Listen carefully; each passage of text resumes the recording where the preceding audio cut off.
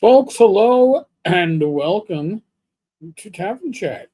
And as I continue my coverage of the new art for D&D Forever, I mean, they claim it's not a new edition, but you can't use your old books with the new books.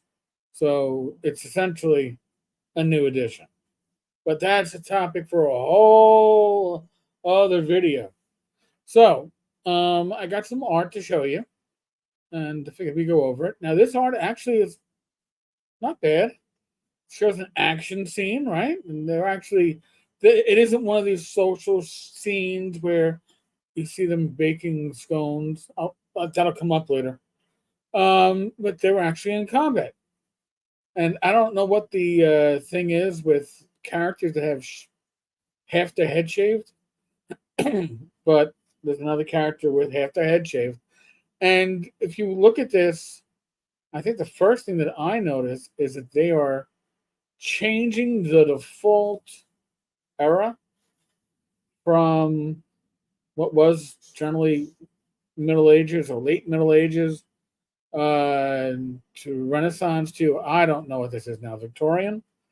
Because the gentleman on the right is wearing an overcoat with a vest, shirt, and tie and slacks.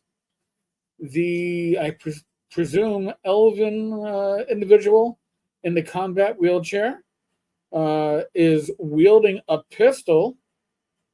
So pistols are default. I believe they were only in Forgotten Realms before, but they are, I guess, now going to be a default weapon in the new 2024, not a new edition of D&D, new edition of D&D.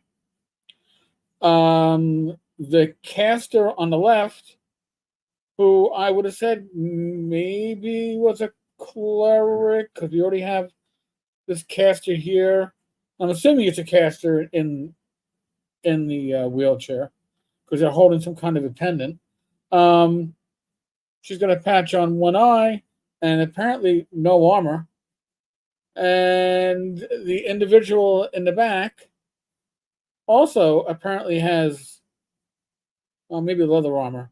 So there's a change of the default here. Now I know some people are going to go, why would the default include a combat wheelchair? If you're surprised by this, you haven't seen where D&D is going. I'm not surprised by it.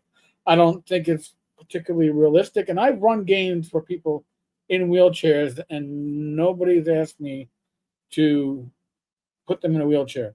But maybe there are people that see that as part of an adventuring occupation. More power to them. But this actually at least has action to it. This has something to it. But there's a lot that is also not here. I mean, this guy, again, figure to the right in his essentially three-piece suit. I don't know what he's fighting with two weapons, but the second weapon looks like it could be a cane, the sword sheath. I'm not even sure. So that's one of the pieces of art. And now we've already covered the orcs. I'm not going to cover the orcs. So this piece of art is elves in their natural environment. We have an Asian look. I'm going to go from left to right. An Asian looking elf with green skin, but if you look closer on her, Asian features. Then you have one with pinker skin. You got one with purple skin. You got one with skin tones of an African American. And then in the background, you have one that's pale, one that's blue, and the child is apparently less blue than the blue. I don't know. I'm very confused by this because, again, one of the supposed tropes of AD&D, AD&D 2E, third edition, all the older edition, I guess early 5E even, is that drow were stand-in for black people. Just like apparently orcs were stand-in for black people. And I was hanging out with my old gaming group yesterday, Saturday.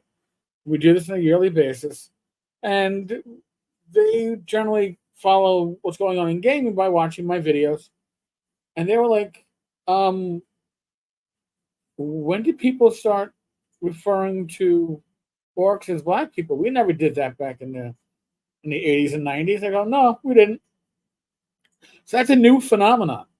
And interesting, right? They blame it on the old timers, but the old timers didn't do it. This is a new phenomenon. But I'm just trying to figure out which of these elves would be the drow elf. I'm guessing the green one is a wood elf. I don't know. But we got blue, purple, and African American looking black. Which one of those is the drow, or none of them? I don't know. And now this is a fairly controversial piece of art. This is the dwarven art that's been making the rounds, and I don't know if you can see it, but we're going to go from left to right. Left is a I'm guessing a male dwarf, uh, has a beard. I'm guessing the females don't have a beard. So there's a male dwarf who baked, I don't know, scones, biscuits, pastries, and he's bringing it out to the other dwarves that are working the forge. Yes, there's a come hither look between the two, which is the one right in front of him. There's also a cat by his feet. Why you want a cat in a forge or where you are baking, I don't know. I believe the two people sitting outside the window could be human. They don't necessarily look dwarvish. There's a male dwarf, again, judging by the beard, and a child sitting next to him. The dwarf working the forge appears to be a female. The dwarf working the hammer appears to be a female, possibly Asian. This is great. It's inclusive, but has this is something that's been pointed out to me about all of this art, including the orc art. Remove the trappings, remove the ears, right? Color them normal, and what do you have? You have humans. In this case, they're slightly more squat, but they're humans. Dwarves always looked gruff, right? Dwarves, you look at how dwarves were portrayed in the Lord of the Rings or any of these fantasy series, they've got that look. These don't look like that. These look like humans role playing dwarves. The elves look like, thin humans. They don't have elven features. The orcs look like humans with, canines and or elven ears and different skin tone. And why the orcs only have one skin tone and the other races have multiple is a question I can ask. But it reminds me a lot of classic original Star Trek, right? This is where the fiction has gone backwards. In the original Star Trek, Klingons and by extent Romulans were just basically humans with weird haircuts, and we changed the eyebrows around a little bit. Maybe give them a Fu Manchu. Then when we got Star Trek The Next Generation, we saw Worf as a Klingon, and he had all these Klingon features that truly differentiated him from humans. And with the D&D art, instead of demi-humans, which I guess isn't even a proper term anymore, right? But they're looking more like humans than they ever did before. And it's art. We don't have to do that. But that's just an observation.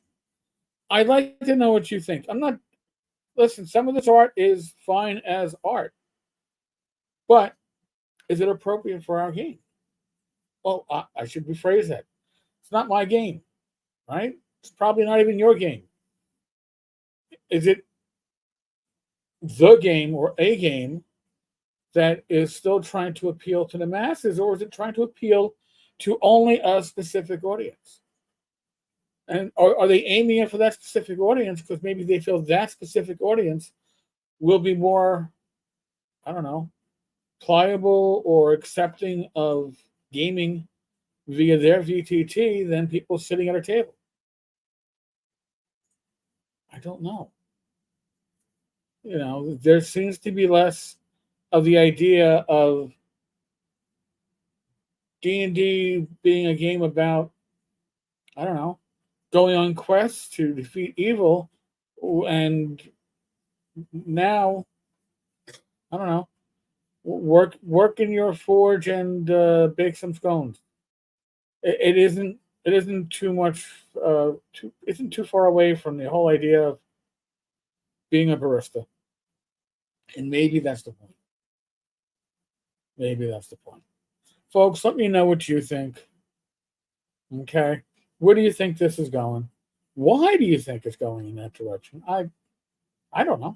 Maybe you do. Like, subscribe, comment. You know the deal. All right, folks. On that note, be safe, be well, God bless, roll the dice, roll them well, and I'll catch you later. Be good.